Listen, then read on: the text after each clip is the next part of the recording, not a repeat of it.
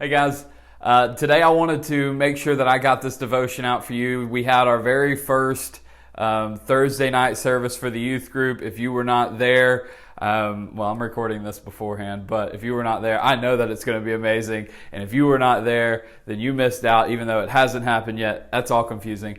Regardless, guys, we are having these meetings every Thursday throughout the month of June. We're going to meet at 6:30 to 8. It'll be we'll have food, we'll have our snacks and games and all those different things, the music, and of course a message that we're gonna go through and talk about. We won't be having small groups during this time, but hopefully we'll be able to pick that back up in July.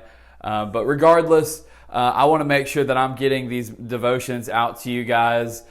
So instead of posting them on Wednesday nights, though, I'll be posting them, having them scheduled to post after our Thursday night service for the time being, okay? Now, all that being said, I hope that you will be able to attend those. I hope that you'll put that on your calendar and be a part of it. But we have a lot going on in our nation right now, and I've had some of you reach out to me about it. Obviously, my mind and my heart has been stirring over the issues that have been taking place, and really with the murder of George Floyd, and just seeing that video and seeing what was happening to him. Erica and I, as we watched it, Erica couldn't even continue to watch it. Her heart was breaking over it, and mine, as I was looking at that, I was disgusted by what I was seeing. And then we move forward and we see the protest, and we see peaceful protests going on. But then you also see people that are rioting and looting, and as you watch these things, it's like, what is happening in our world? Like, why is this still an issue? Guys, I don't have all the answers.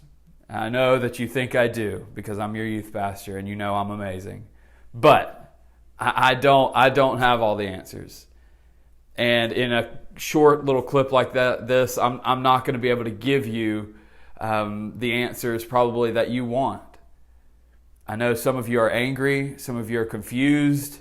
Maybe you're not even a part of this youth group, but you're watching this and you're angry and you're hurt and you're confused and you're like, where is the church? And I got to thinking about this, like our culture is missing the presence of Christ in the church. They need to see Christ through the church. And the church was meant to be a bridge from culture to Christ.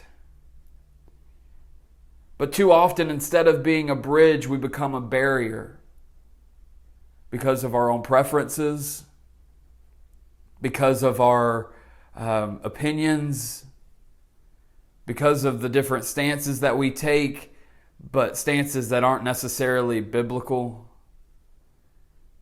And guys, I just want to be very clear about this issue of division and racial tension that's going on in our country right now. I believe it was murder that happened to George Floyd. I believe that the peaceful protesting that's happening, that's okay. But the looting and the mobs that are forming, that are attacking businesses and other people, that's wrong. Guys, but where does it all stem from? The only answer I can give you is sin. The only answer I can give you, the only thing that I can say that has caused everything from the coronavirus to racial tension and hatred that we're seeing today, the source of the common denominator between all of these things is sin. And the only answer to sin is the gospel of Jesus Christ. We can protest all day long, and I'm not against that. We can put up our Facebook and Instagram posts and our comments and all those different things, and we can have these discussions, and those are things that should be taking place.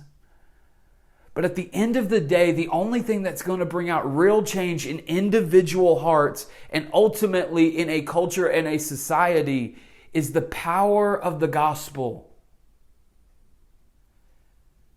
But what can I give you today? Go with me to Colossians chapter 4. Colossians chapter 4. As you're turning there, in Colossians chapter 4, we'll be reading, but I quoted a verse or shared a verse with you a while back about something Jesus said, which was that they will know us. People will know us by our love for each other. Our love for each other. How do people see your love? And this is the thing, like the love that he's talking about, we don't get to pick and choose who we love. We don't get to pick and choose who we're gonna show God's grace to today and His love to today.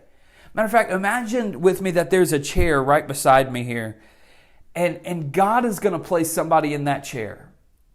Every day, different people will sit in this chair beside me, and I will have the opportunity to show them the love of God.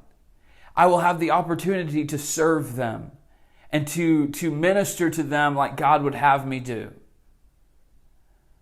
I don't have the right to pick and choose who sits in the chair. It's not my job to determine whether or not the person in this chair deserves God's grace. They don't. Nobody does. I don't. It's not my job to determine whether or not the person in the chair is a good person. It's not my job to determine whether or not they are a Christian or not. It's not my job to determine, to examine their race, the color of their skin, their heritage, or their where they live, their poverty level, all those different things. It is not my job to determine where they stand in life or where they stand before God. It is simply my job to share with them the love of Christ and to help them grow in their relationship with Him. Whether that be this is the first time they meet Him and I introduce them to Christ through the gospel. Or maybe they've been a Christian for a long time and I'm helping them grow in their relationship with Him. Regardless, guys, my job is to show and share the love of Christ with everyone that He brings my way. But as we look at Colossians chapter 4, in verse number 3, Paul, he asks the people to be praying for him, praying for an opportunity. And we've talked about this passage before, but I want to drop it into the context of what we are dealing with right now. With the racial tension, with the fighting that's going on, with debates that are happening all across Instagram and Facebook. How do I handle these things? How do I have these conversations with my friends who are all torn in different directions and all have different opinions about these things? How do I stand? Where do I stand? Paul, he's asking for the people to pray for an opportunity. And he says in verse number 4, that I may make it manifest as I ought to speak. He's talking about the gospel, sharing the gospel. And then he says in verse 5, walk in wisdom toward those who are outside, redeeming the time. And let your speech always be with grace, seasoned with salt, that you may know how you ought to answer each one. Guys, I want to give you 3 quick things, okay? First of all, you need to walk in wisdom. It's very easy to get angry about the things that you're seeing, no matter where you stand on the issues of, and this isn't, you can apply this to more than just the racial division that's going on right now. You can apply this to anything that you're dealing with. When you have different opinions that are brought up, how do you handle that? How do you address that? Well, first of all, you got to walk in wisdom. You've got to be willing to examine all sides. And you have to see it from the perspective of other people. But then when you step out to move on something, you need to say, you know what, I'm going to carry myself in wisdom rather than just acting out on my emotions. Walk in wisdom towards those who are outside. He's speaking specifically when you walk in wisdom toward those who are not Christians. Why? Because we need to be the example.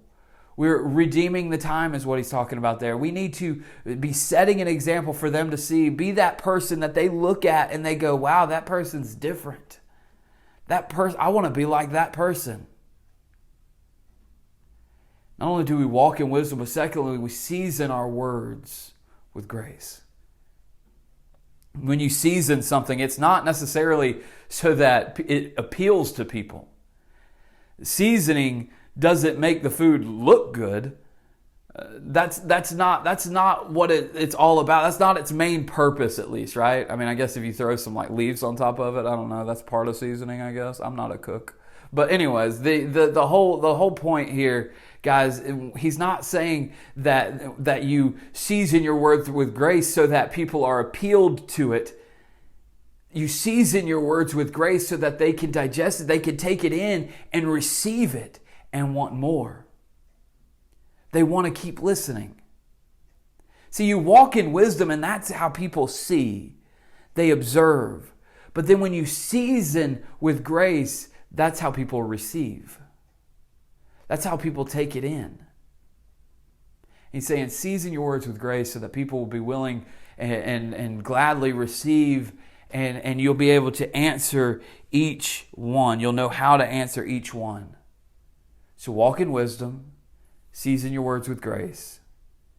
And then this third thing that just stands out to me through this passage, because the whole passage is about sharing the gospel, right? So I want you thirdly, guys, to learn to share the gospel effectively. Why? Learn to share the gospel effectively. Why should I do that?